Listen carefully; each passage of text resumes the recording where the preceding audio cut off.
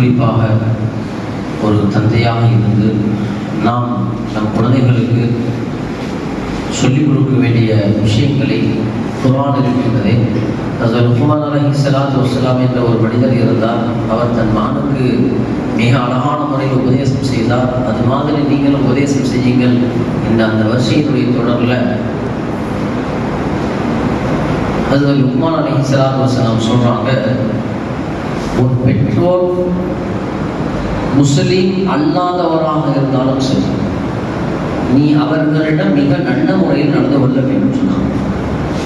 லுக்மான் அலைஹிஸ்ஸலாத்து வஸ்ஸலாம் சொல்றாங்க, அல்லாஹ் குர்ஆன்ல பதிவு செய்யறான், நீ உன் பெற்றோருக்கு இணைவை, அல்லாஹ்வுக்கு இணைவை என்று சொன்னால் மட்டும் வலா துதிஅஹுமா, நீ அவர்களுக்கு அடிபணிந்து போகக்கூடாது. ஒரே ஒரு செயல் தான் இருக்கு. நம்ம அம்மா அத்தாவுடைய பேச்சை கேட்காம இருக்கிறதுக்கு ஒரு செயல் தான் இருக்கு இந்த உலகத்துல. ஒரே ஒரு செயல், அது குர்ஆன் பேசுது. என்ன அப்படின்னு சொன்னா, இணைவை என்று சொன்னால் மட்டும் வலா துதிஅஹுமா, நீ என்ன செய்யக்கூடாது, கேட்கக்கூடாது. சரி, அவங்க இணை வைக்கிறதுல இருக்கிறாங்களே, அதனால நான் கொஞ்சம் தனியா வந்துடுறேனே அப்படிங்கிற சிந்தனை உனக்கு இருக்கக்கூடாது.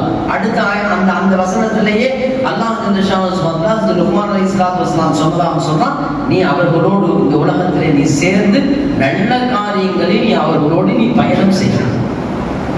நீ நல்ல காரியங்களில் நீ அவர்களோடு என்ன செய்யணும். அப்ப இந்த அளவு பெற்றோர்களுக்கு முக்கியத்துவத்தை நாம் குழந்தைகளுக்கு சொல்லிக் கொடுக்கணும்.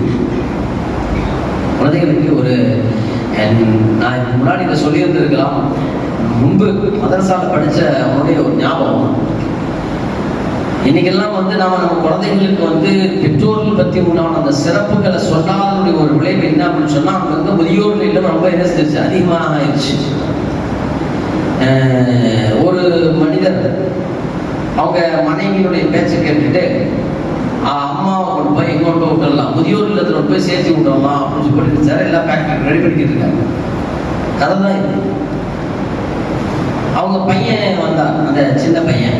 அதான் என்னதான் பண்ணிக்கிட்டு இருக்கிறாங்க, அவங்க தாதிமா எங்க போகுது, முதியோர் இல்லத்துக்கு போய் சேர்த்துக்கிட்டு அவங்க தாதிமாவுடைய பொருள்லாம் எடுத்து வச்சுட்டு இருக்கிறாங்க.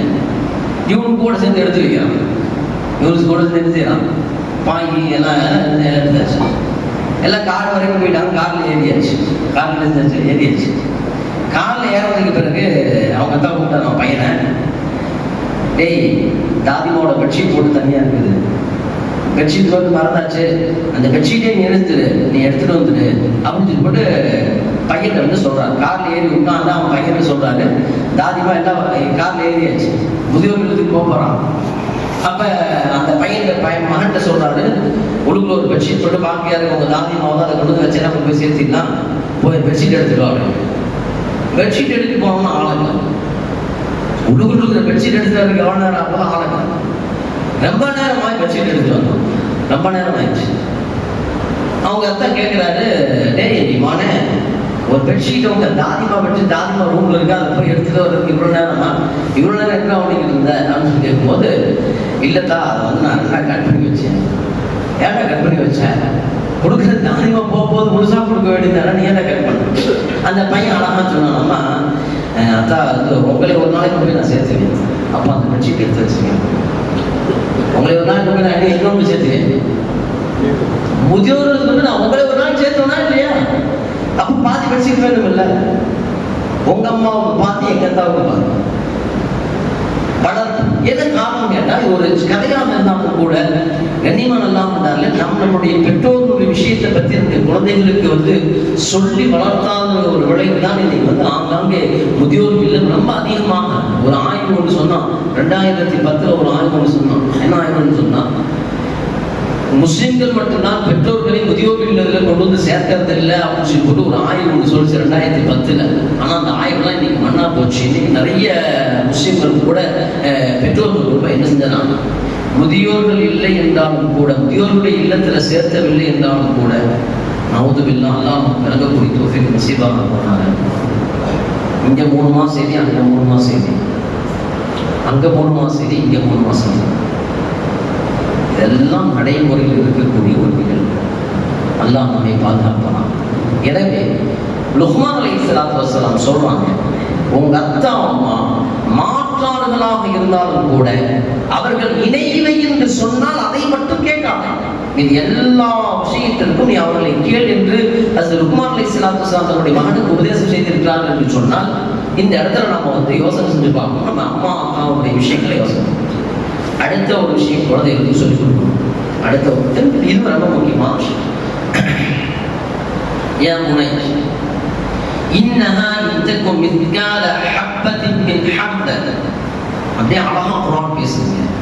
நம்ம சந்ததிகளுக்கு, நான் ஏன் பையன் குழந்தைகளுக்கு என்னென்ன சொல்லிக் கொடுக்கணும் அப்படிங்கிறது பெற்றோராய நம்ம இருந்து என்னென்ன சொல்லிக் கொடுக்கணும் அழகாக மகனை உட்கார வச்சு சொல்றாங்க, மகனே நீ இந்த உலகத்துல நீ நல்லது செஞ்சாலும் சரி கெட்டது செஞ்சாலும் சரி, நீ இந்த உலகத்துல நல்லது செஞ்சாலும் சரி கெட்டது, பாலைவனத்தில் செய்தாலும் சரி நீ பாறைக்குள் செய்தாலும் சரி, குர்ஆன் சொல்லுது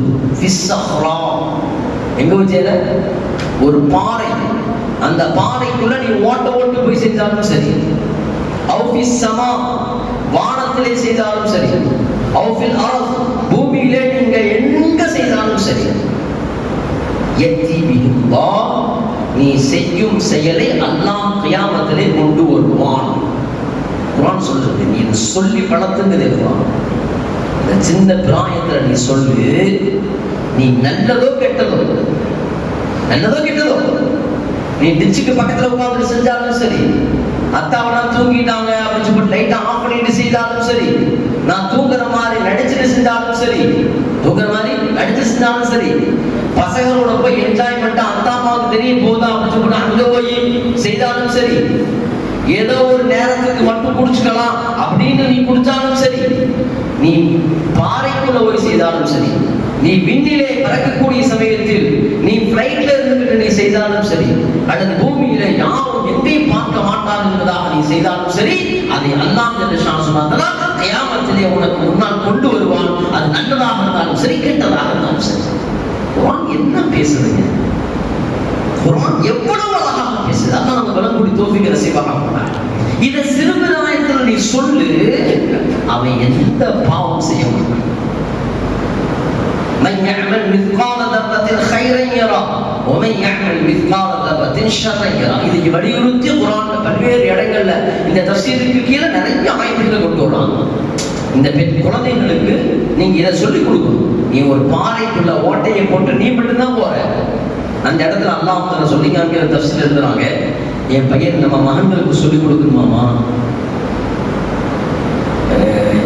இருள் கடுமையான இருளில், கடுமையான இருளில் ஒரு கட்டெரும்பு, கடுமையான இருள், அந்த இருள்ல ஒரு பாறையில ஒரு கட்டை எறும்பு நடந்து போகுது அப்படின்னா நம்ம மகனுக்கு சொல்லிக் கொடுக்கணுமா, அந்த எறும்பின் நடையை கூட ஒன்றப்ப அறியக்கூடியவனாக இருக்கின்றான்.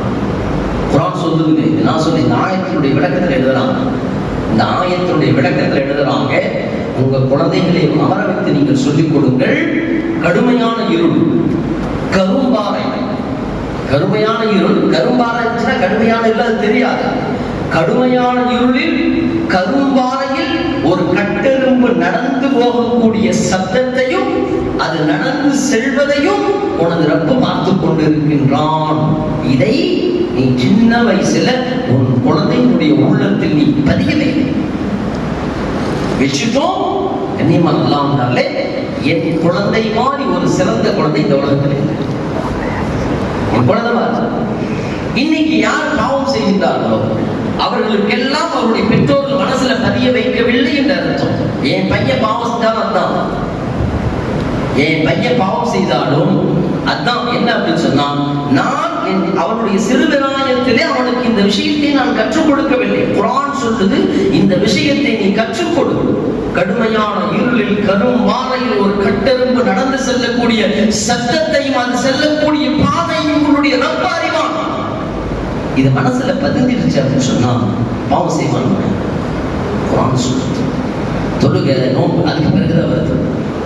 நல்லா கேட்டு இதெல்லாம் என்ன நீங்க நினைக்கலாம், ஏன்னா லுக்மான்கிற ஒருத்தர் அதாவது நபீன் வேற சொல்றாங்க, ஆனா அவர் இன்னும் எதை பத்தி சொல்லவே இல்லையே, தொழுகை பத்தி நோம்பு பத்திலாம் சொல்லியிருக்கலாம். இதெல்லாம் சொன்னதுக்கு பிறகு அப்புறமா தொழுகை பத்தி சொல்றது இருக்கிறாங்க. என்ன அடுத்தடுத்த நாட்கள் வராது.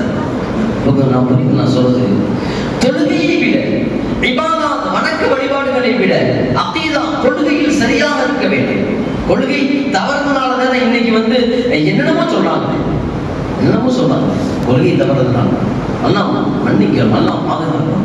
எனவே கண்ணியமான அல்லாஹ்வுடைய ஹஜ்ரத் லுக்மான் அலைஹிஸ்ஸலாத்து தன்னுடைய மகன்களுக்கு செய்யக்கூடிய உபதேசங்கள்ல இதுதான். முதல்ல இணை வைக்காதே, பெற்றோர்களுக்கு மிக நல்ல முறையில் நட, அவர்கள் மாற்றார்களாக இருந்தாலும் கூட நல்ல முறையில் நீ நடந்து கொள், அவர்களோடு இணை வைக்கக்கூடிய செயலை மட்டும் நீ செய்யாதே என்பதை தொடர்ந்து சொல்கிறார்கள்.